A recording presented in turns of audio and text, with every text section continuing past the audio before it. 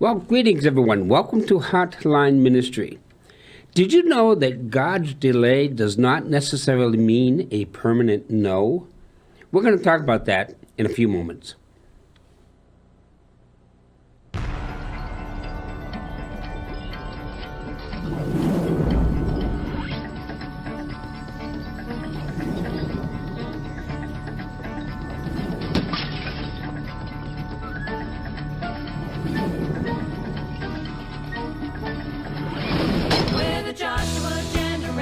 Celebrating Christ our King, lifting up his holy banner, marching into the promised land. Chains of sin have now been broken. There is glory in this place where the Joshua generation walking in his amazing grace, walking in his amazing grace.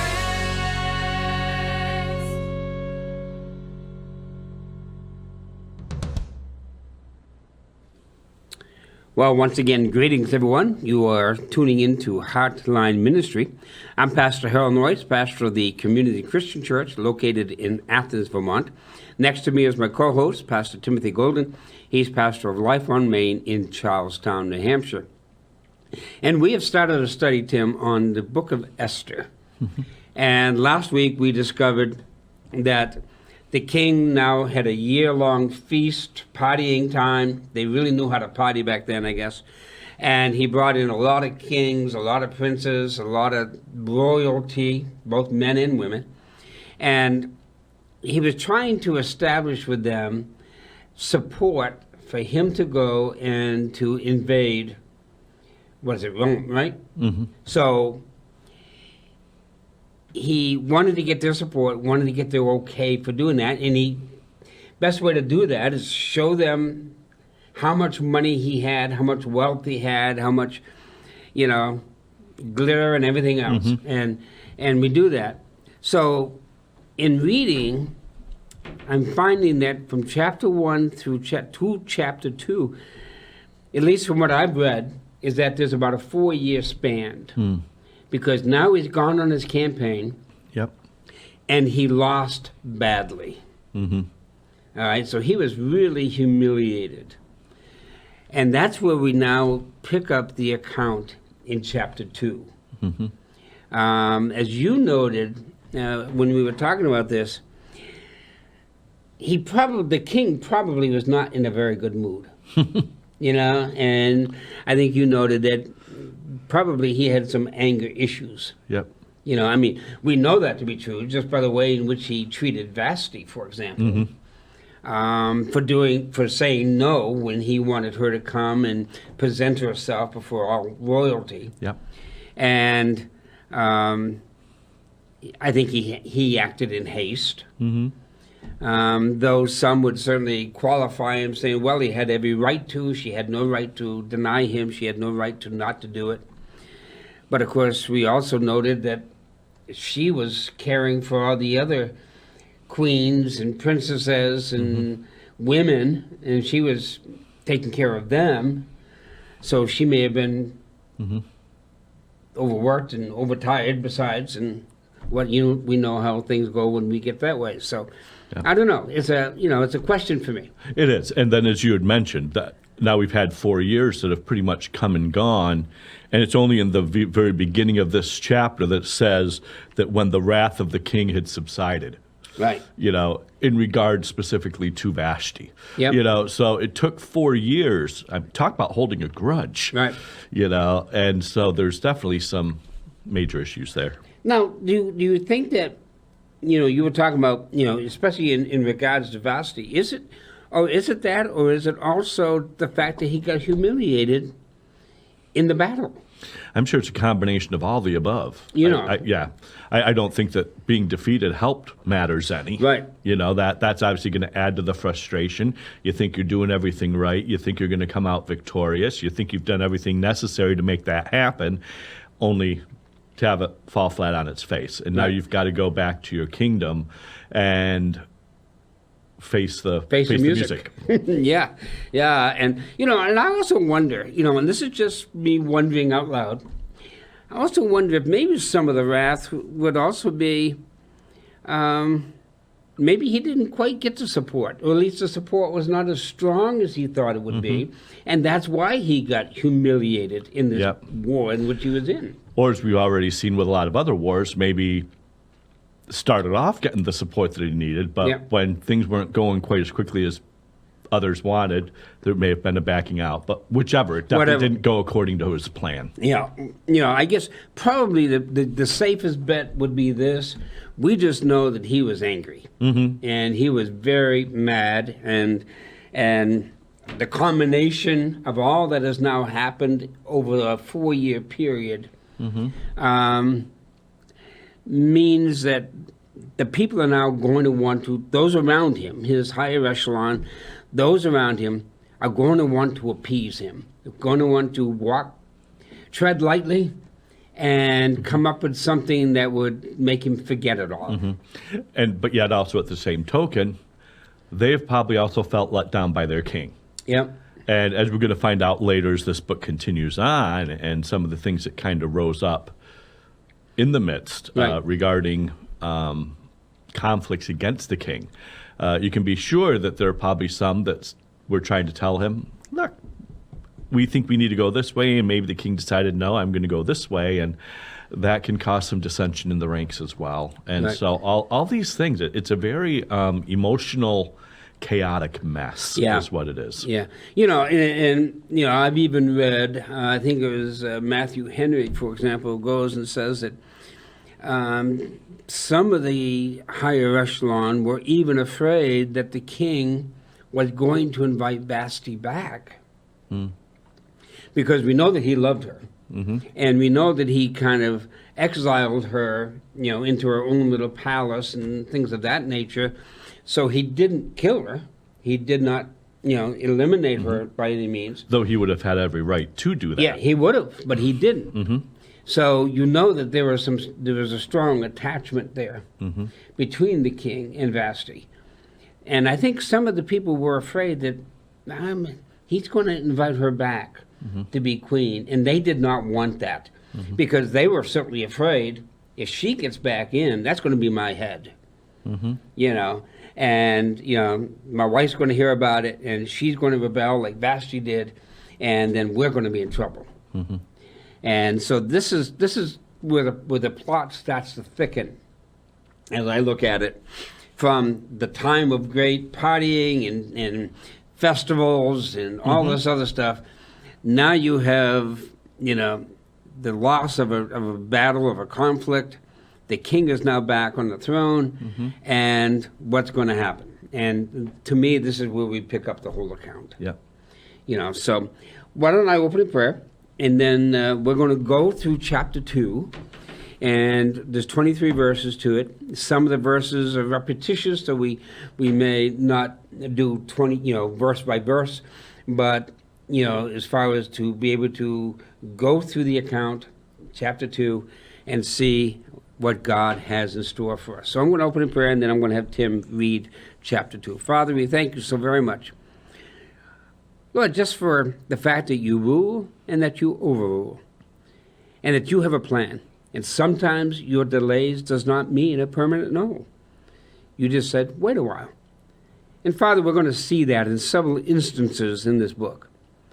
So, Father, open up our hearts, open up our minds to see what you have for us today and how we can apply this to our very walk of life today in Christ Jesus. So, Lord, bless our time, use it for your glory, and we thank you in the name of Christ. Amen. Amen.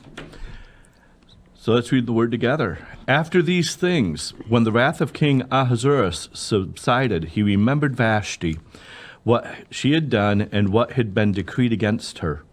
Then the king's servants who attended him said, let beautiful young virgins be sought for the king, and let the king appoint officers in all the provinces of his kingdom, that they may gather all the beautiful young virgins to Shushan, the citadel, into the women's quarters, under the custody of Hegai, the king's eunuch, custodian of the women, and let beauty preparations be given them. Then let the young woman who pleases the king be queen instead of Vashti. This thing pleased the king, and he did so.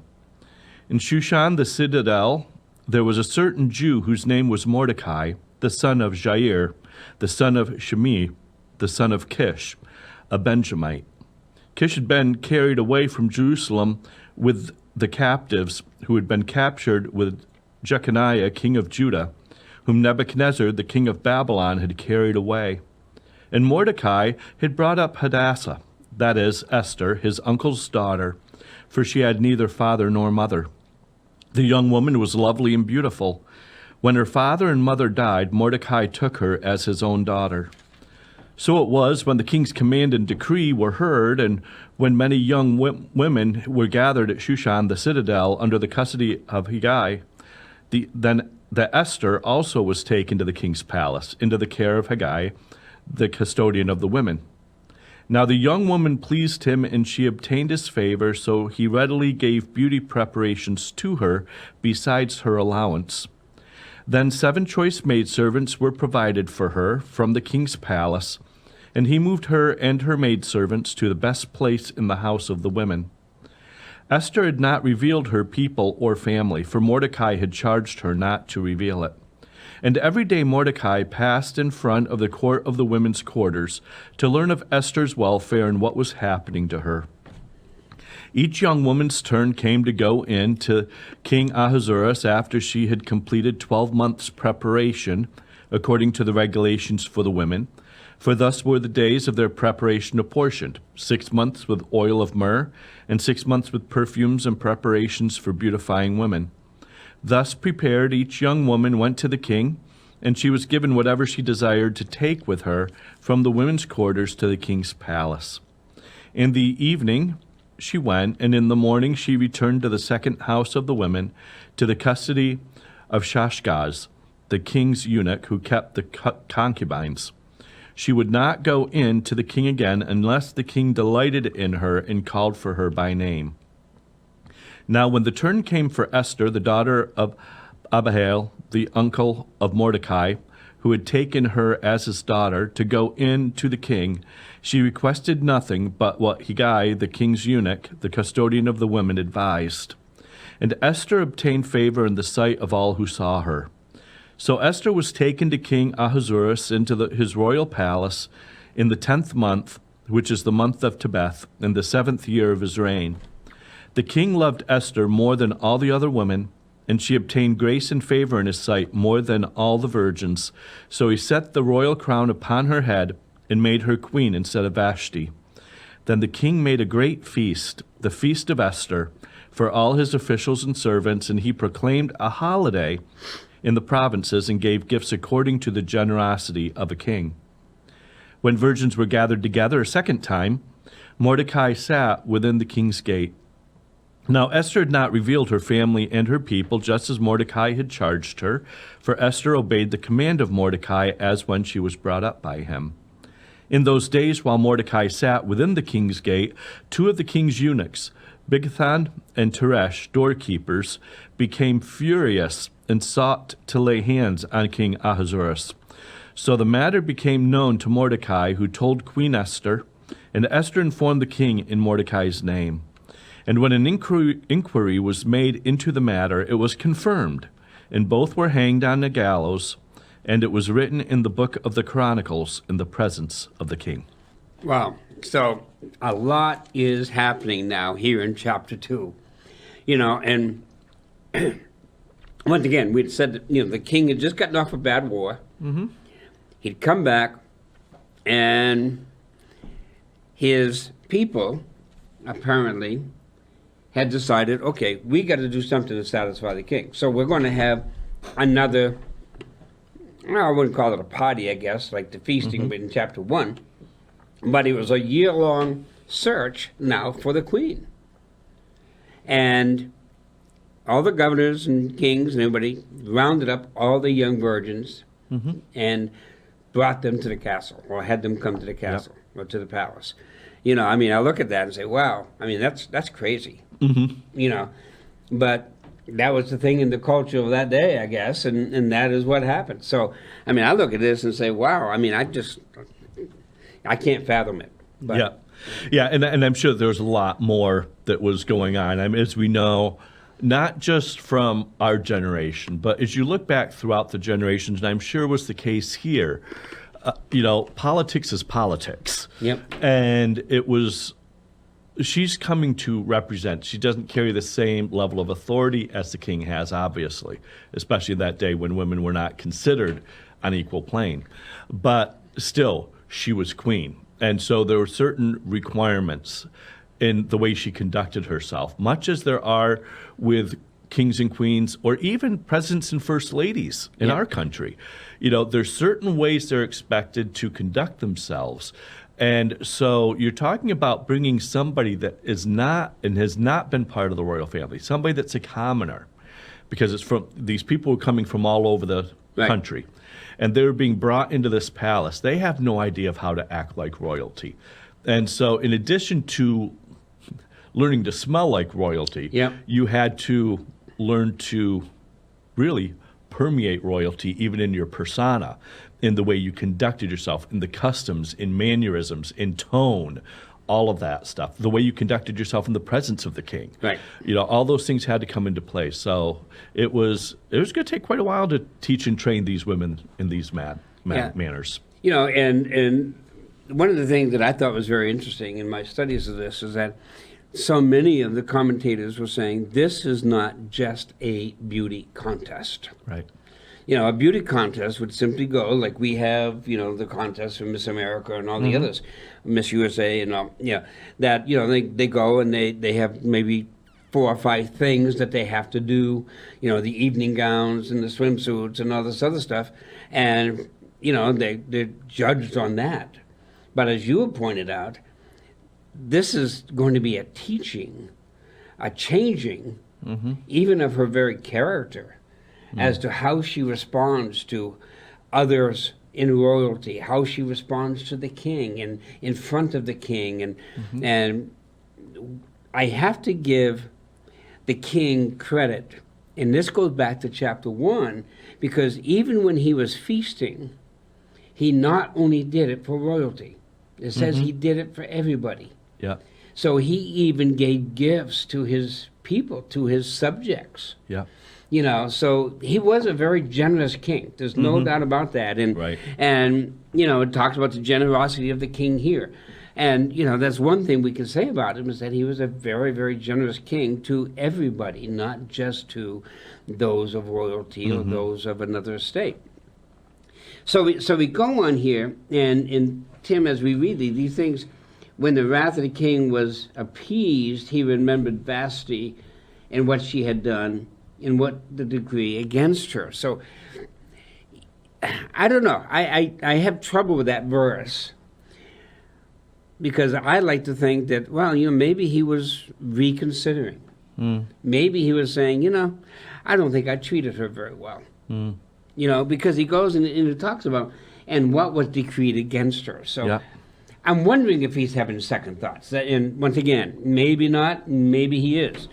We don't know. It doesn't really tell us. But, if he has the generosity that chapter 1 talks to us about, and the generosity that we're going to find out here in chapter 2, maybe he's having second thoughts. Well, and I don't think that's far-fetched, because, again, how much time has gone by?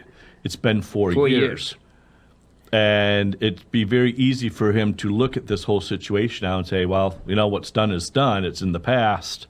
So be it. But this is starting to permeate his thinking to an extent that it probably hasn't for a number of years. Now, maybe that was because of everything else that was on his mind regarding this conflict that was going to take place, this war. And so now it's the first time he's really had to really think about her. But the thing is he is thinking about her. And a lot of time has gone by, but he's not just thinking about her. He's thinking about what was done to her. And the fact that they're pointing this out tells me in that is some level of thinking, were we right? Were we not right? Did the punishment fit the crime? And this sort of thing. And so whether or not he would have taken her back, we don't know. But like you said, we are really getting a picture, I think, here of the kind of care that he still did have in his heart for her, that 4 years later he would even be giving this the time of day. Yeah, and matter of fact, I even think, Tim, if we go back into verse 1, just simply with the 3 words, he remembered Vashti. To me, that means there's more than just a fleeting thought. Yeah. And we need to see this, because this whole contest in chapter 2 is not just a beauty contest.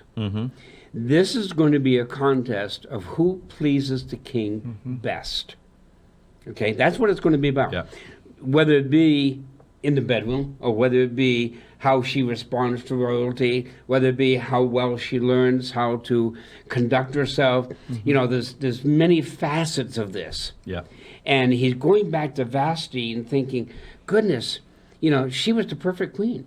You know, she pleased me well. She knew how to treat the others in royalty. She knew how to come before me, you know, so far better than all the other women. You know, so that's what I see in those 3 words. He remembered Vashti. And it's not even just this is something going on in his own mind. Because again, let's look at context. 4 years. Yep. He is now all of a sudden remembering her. He's putting thought into this.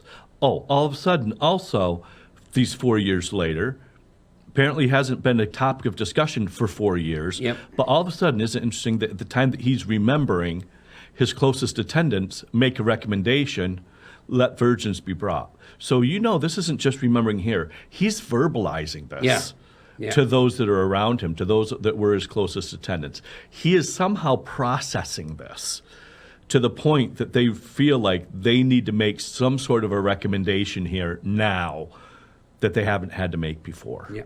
You know, and I'm wondering, you know, now it's going to be a year.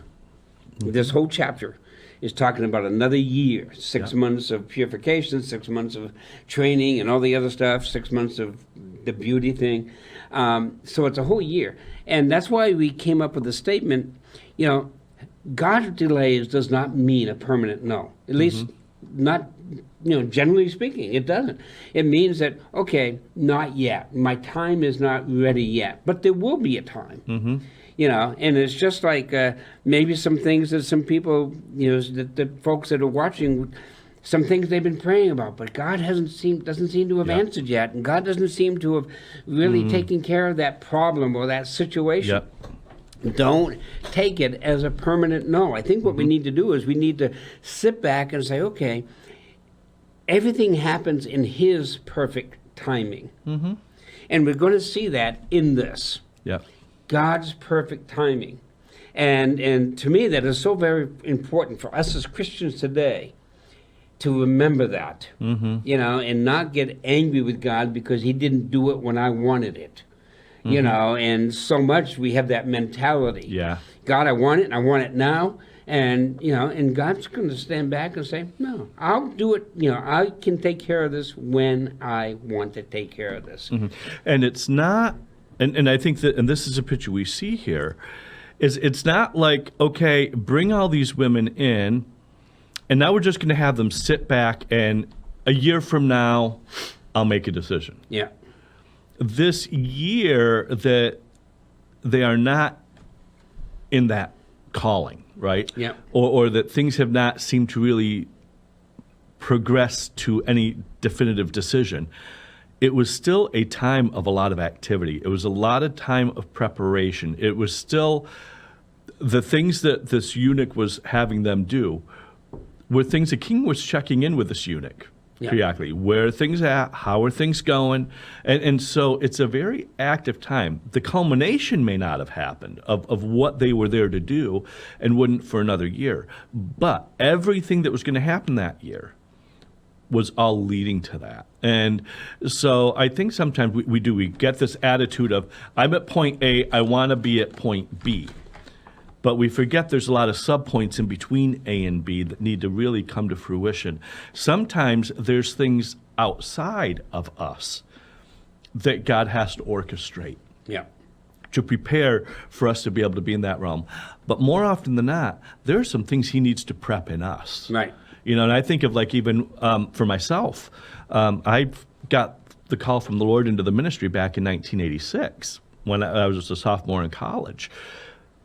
But it wouldn't be until 1997, some 11 years later, that I would find myself actually in a pastoral role. But I will tell you, that whole 11 years, there was no idle time. Yep. God, and there were times I thought was idle because it's like, he'd have me at this church and I'd be doing worship leading, or, I'd be at this church and I was, doing, heading the missions department or whatever the case was. And it's like, okay, God, these things are not this is not being a pastor.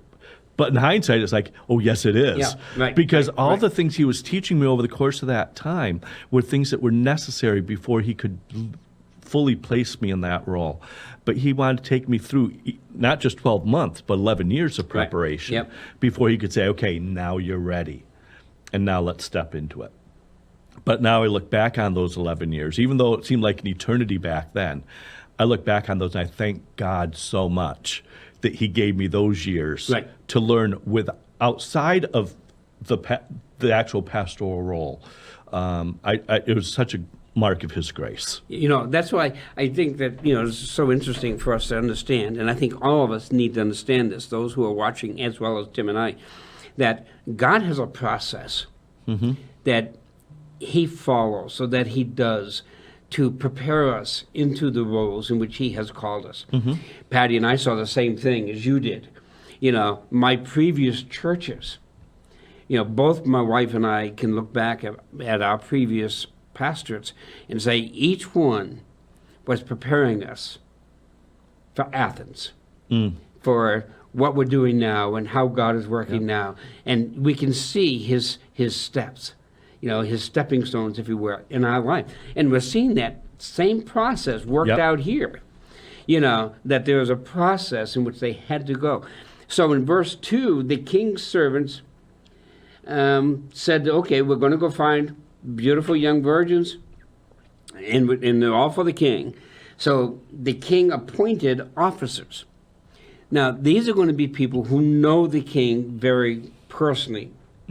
They know his needs, they know his wants, they know all these things about him, and they're going to go all around the provinces to find and to pick out these young women.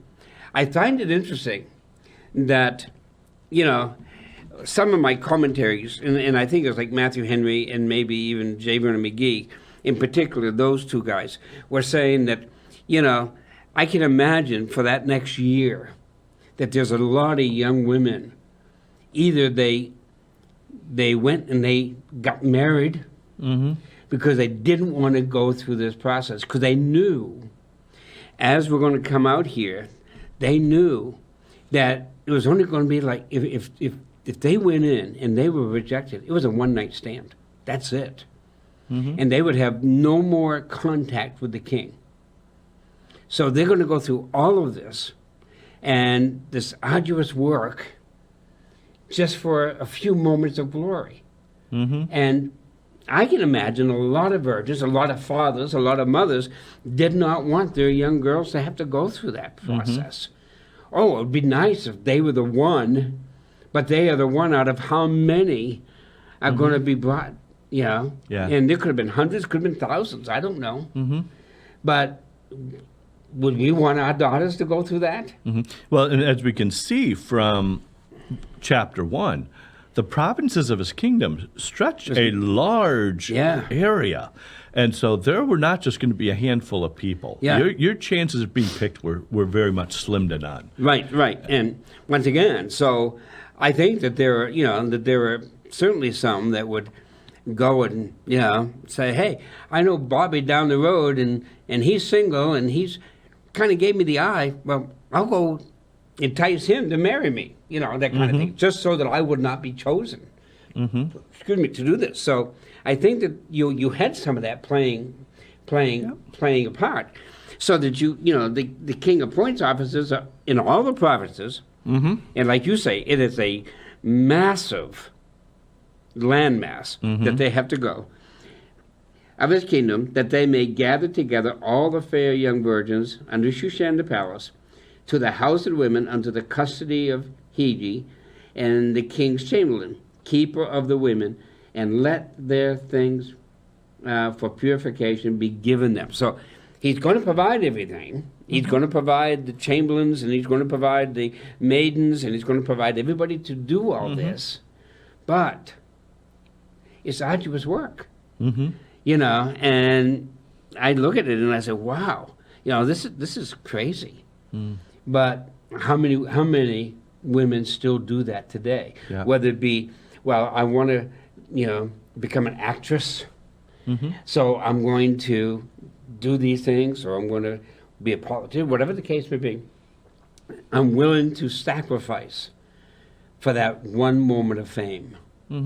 And that's what we're seeing here. Yeah. And it is. It's just a split moment of fame. Because if you're not chosen, guess what? If these women were not chosen, they would go spend the night with the king, to please the king, and I think that's more than sexually, to please the king, but then they're put in the concubine pool or something, you know, and that's it.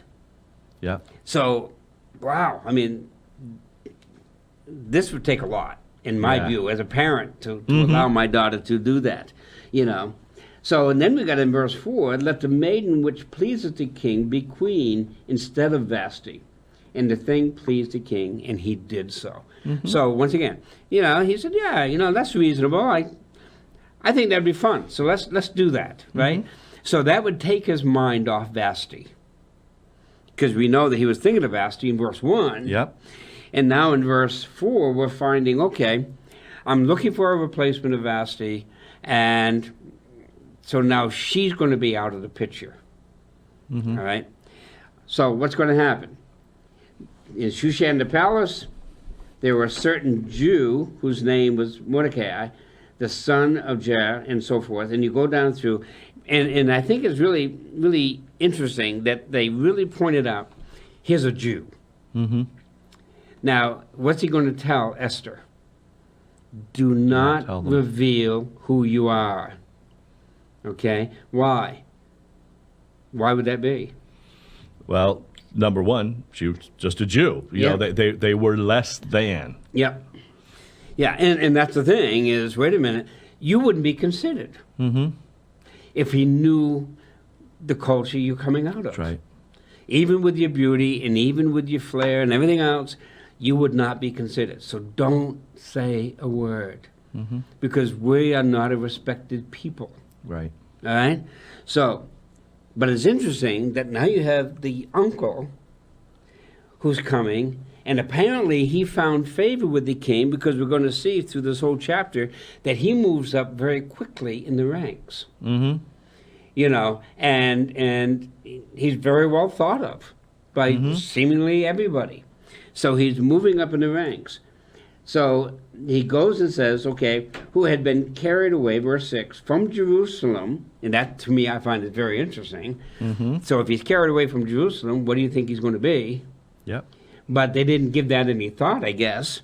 All right, who had been carried away from Jerusalem with the captivity, that had been carried away. So wouldn't this make him a slave? Because he was carried away under captivity, right? And then you have that he was brought up, Hadassah, that would be Esther, his uncle's daughter, for she had neither father nor mother. They had apparently died. All right, maybe they died in the taking of the captives. You know, once again, this is speculation. We don't know what killed them, but I suspect it may have been during that Inquisition or whatever that had happened. So she lost her parents. She was beautiful. She was fair. She was all that anybody would want, apparently, and whom Mordecai, when her father and mother were dead, took her for his own daughter. So he, you know, basically he adopted her, you know, as we would look at. And he treated her as his own. I find here interesting that probably there was no other children. And it does not say anything about his wife. Nope. So maybe he was even a single guy bringing up now this young girl. All right? Once again, we don't know. It does not say. So it comes to pass, verse 8, when the king's commandment and his decrees were heard, and when many maidens were gathered together. Now it says many. It does not tell us. Will it be hundreds of thousands? We have no idea. they go to the palace, to the custody of Hegai, and Esther was brought unto the king's house to the custody keeper of the women. So here she is. She's there. She's beautiful. Nobody makes inquiring at all. What religion are you? What nationality are you? Anything. Which right there shows God's favor. Yeah. That wouldn't even be mentioned because, again, if you're talking about choosing, not only with Esther, but even with Mordecai, as said, stepping up in the ranks, right. You're going to have somebody in those roles, they'd want to know those things. Yeah. And so that's a huge oversight to be considered just an oversight. So even as we know, for example, if we look at a couple of scripture verses or at least mention them, in Corinthians it tells us that Satan blinds the eyes of people. But I'm seeing here that God can also blind the eyes of people. Yep. Because though I imagine, I just can't imagine otherwise, I imagine she must have looked the part of the Jewish nationality and things like that, but they didn't see it. Yeah.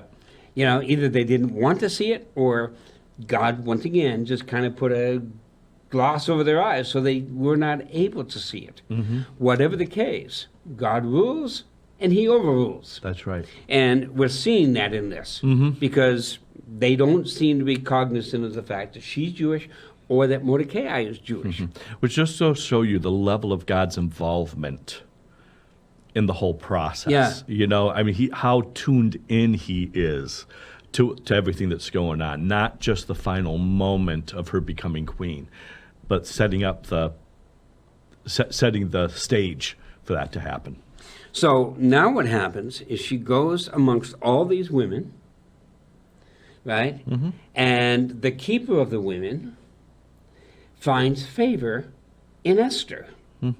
Of all the other beautiful women around, she's the one, according to verse 9, she pleased him. Now the him is who? The keeper of the women, right? And she obtained kindness of him, and he speedily gave her the things for purification, with such things as belonged to her, and 7 maidens, which were meant to be given her out of the king's house, and he preferred her and her maids unto the best place of the house of the women. So she was given priority, right? So once again, you're seeing how God rules and overrules, how God sets this process in where, she's found favor. Yep. And I'm sure that when he goes before the king, and I'm sure the king calls him in often, how's the process going?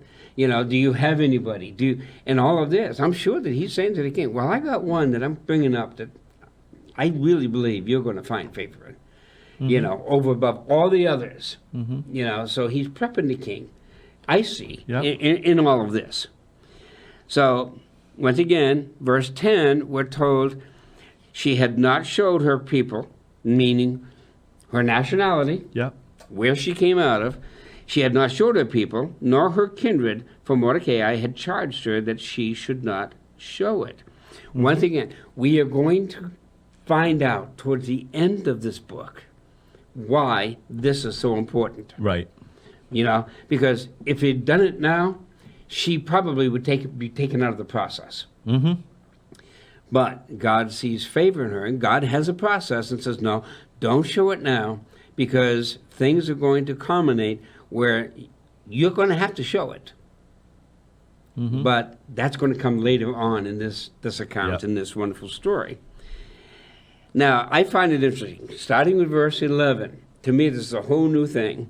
In verse 11, Mordecai walked every day before the court of the women's house to know how Esther did and what should become of her. You see him now coming up in the ranks, because not everybody would be able to walk close to the women's house and be able to inquire, how's Esther doing? How's she doing? What's happening? What's the process? How far along is she? And, as any parent would do, to check out on the daughter and find out what is happening. Well, so he is already in place of prominence, as I see in verse 11, right? Yeah. So, verse 12, when every man's turn was come to go to the king, after that she had been 12 months, according to the men of the women. Okay? For so were the days of the purification accomplished, to wit, 6 months with oil and myrrh, 6 months with seed odors, and with other things for the purification of the women. Now, the purification of women was more than just making them pretty. Right. Right? It also had to do with their manners. It had to do with the way they carried themselves. It had to do with how they respond and how they react and all of those things, right? How to take care of all that. So, it's been a year. So, once again, now there's been 5 years, if you want to add it up together, from the time of Vashti being taken out of the role as queen. And now this happens. If my numbers are right? Yep. Then thus every maiden unto the king, whatsoever she desired, was given her to go with her out of the house of the women unto the king's house. So whatever the young woman thought that she needed to please the king, she was able to take that with her, whatever that is. And I have no idea what that is all about. Right. But she was able to do it. But we're finding in the evening she went, and on the morrow she returned into the second house of the women, to the custody. So, like I say, it was just a one-night stand, or it was just a one evening where she got to show the king what she could do. And then if he moves the scepter, no, depart. And that'll be the last time she enters the king's quarters, And I said, wow, all this work for just the few moments of glory. I mean, I look at it and say, wow, that's amazing. Yeah. And I just find it really also amazing how we're not given details of anything that takes place. Now, one can imagine, okay, you come into the king's palace in the evening and you go home in the morning, it implies some things. Right. But here's my issue with that. Usually everywhere else in Scripture that you see something of this nature, if there is a laying with, or then, as they would often say, he knew her, right, which would mean the same thing. We don't hear any of that here. So did that even take place? We don't know. Have no idea. It would appear on the surface of just what you think of regarding the time of day that's probably may have been what happened. But the fact that it's not shared with us tells one, two things. Either one, it didn't happen, or two, which is equally as important, it's irrelevant. Yeah, it's not that to what's that taking place. And right. And so the Lord did not want us to get hung up there and lose sight of what was really taking place. Now, verse 15, the whole picture changes because Esther now, it's her turn, okay? Yep. And it goes and says who she is, who she was the daughter of, and so forth.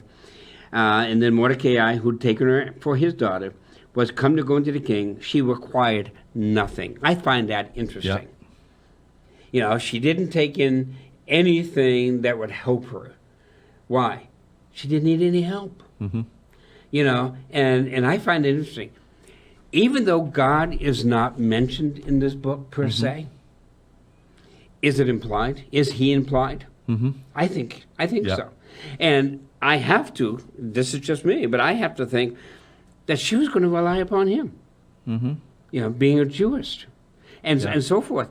I'm going to rely upon my God. If it's what he wants, great. If it isn't, fine. I'm going to go as I am. What you see is what you get. That kind of thing. Yep. And that's how I see that in verse 15, because she required nothing but that Haggai, the son of the king's chamberlain, the keeper of the women, appointed, and Esther obtained favor in the sight of all them that looked upon her. Now, upon the sight of all that, that's everybody up to this point, right?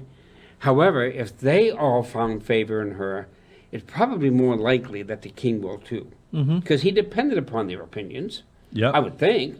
Well, we see that throughout chapter 1 and even thus far into chapter 2. Just the fact that he is not, we never see him exercising his authority apart from counsel. Right. You know, every decision that he's made has always been at the advice of those that are around him. So there's a great level of respect Yep. for the opinions of those that he has in his court. Yeah, so he's not a one-man show as far as that is concerned. I mean, he did like that. Now, I find it interesting in verse 16, Tim, that it goes and says, which is in the month of Tebeth, the 7th year of his reign. So we have 5 years that we know about from the time of the war and this choosing of a queen. So that would mean, if you go back to it, that probably Vashti was queen for about 2 years. You know, because this is 7 years of his reign. So he had just gotten in. 2 years into his reign, he has this big feast. Vashti is the queen, and then all that had happened there. So Vashti is queen about 2 years, if my math is right. Yep. Now you got 5 years where there is no queen. And the king loved Esther. Now, I look at that word loved. I think probably a better word would have been the king found favor in Esther. Because I look at love one way, you know, like I love Patty, and, you know, in all that goes with that, I don't see that is the kind of love that this verse is talking about in 17. Do you think it is? I would agree with you. And again, I think we have to take into consideration the culture and how women were viewed overall. You know, they were not, you know, much like they were even in our country up until, you know, really about 70 years ago. Yeah. Women were considered subordinate. And the fact that, as we will see later, and as we actually already saw in chapter 1 with Vashti, that as a queen, even though you were his queen, that did not give you the right just to be able to approach him anytime you wanted. Right. There were still processes that one would have to go to, and they had to submit to whether or not he allowed them to come and talk to him. So there's this aspect that's coming into play that we have to remember. Right. So I think that word love, you know, as I would read it anyway, would be more of finding favor than love as you and I would know love today, you know, of our spouse or of our kids or whatever. So anyway, he found favor above all women. She obtained grace and favor in the sight more than all the others, so that night he put the royal crown upon her head. So from that night on, the search is over, right? All the girls that go after Esther, they just go into the concubine pool without even meeting with the king. Yeah. But, you know, once again, where was it that Esther placed? Well, she found favor with the chamberlain. She found favor with the guard of the women. She found, so you would think that this means that she was brought up closer to the top than not. That's at least the way I would see that. So that, you know, she does that. So he places the crown on her, verse 17. He makes her queen instead of Vashti. Vashti now is totally out of the picture. Where in verse 1, she was still being thought of. Yep. And she was still in the picture. Now, if he had not found anybody of all these virgins, I suspect Vashti would have been made queen again. Could have been. But that's why I think verse 17 is ever important, and made her queen instead of, the word instead of means what? Vashti was still in the running. Right. As I see it, all right? So that happens. 18, the king made it a great feast unto all the princes and the servants, but they loved the feast. And even Esther's feast, and he made a release to the province and gave gifts according to the state of the king. Now, these gifts were not only for the royal families or the governors and the kings. This is for everybody, even the subordinates, even the peasants got some gifts. And once again, this just shows the great generosity of this king. You know, so he does that. So the virgins were gathered together the second time when Mordecai sat in the king's gate. Esther had not yet showed her kindred. Once again, same as in verse 11, she doesn't tell yet where she's from. Right. as Mordecai had charged her, for Esther did the commandment of Mordecai. Go down to verse 21 to 23. In those days, while Mordecai was now he's sitting in the king's gate. All right. First of all, he's able to go walk around into where the women were preparing. Now he sits at the gate. That is a seat of prominence. Whenever they sit in the gate, you find that in other Old Testament scriptures. Now, even Lot goes and sits in the gate, right? Because he's found on the outside, and then he moves inside, and then he becomes involved, and then he becomes even a part of the gate, or the gatekeepers, or the politicians of the day. Now, he goes and starts telling us there's going to be a plot against the king. Two guys want to assassinate the king. Why? Well, maybe it's because he chose Esther over Vashti. Maybe they were supporters of Vashti. We don't know. Once again, God is not giving us all the details. Could have been brothers of the runner-up. Who knows? Could have been. Whatever the case may be. Yep. Anyway, so there's a plot against the king, and the thing was known to Mordecai, who told it unto Esther the queen, and Esther certified the king thereof in Mordecai's name. So you have this man sitting at the gate. Oh, royal king. His name is Mordecai. He just informed me that there's a plot to kill you. All right? That's where it ends. Yep. Usually they would say, oh, bring him before me. I want to honor him. He does not do that at this point. And we find at the end of verse 23, it's written in the chronicles before the king. Why? Later on, we're going to find that he can't sleep one night. So what do? Like everybody does, right? You can't sleep, so you have someone come in and start reading you the chronicles of the king. Yeah. Just happens to be the one that Mordecai is mentioned. And that's where chapter 2 ends. Yep. But it's a great drama, and I love it because, I think God allows us to use our imaginations without doing any harm to the scriptures. Right. And that's one of the things I want to make sure. We can use our imagination, but just don't do any harm to the scriptures or do anything that's going to hinder the scriptures. And I think it's a great drama. It really is. And it helps us in our own lives too. How God does a process and how God does a preparing of us to find his favor as well as be used of him. Exactly. Anyway, I'm Pastor Harold Noyes, pastor of the Community Christian Church located on the Lower Road in Athens, Vermont. And we have morning worship at 9:30 every Sunday.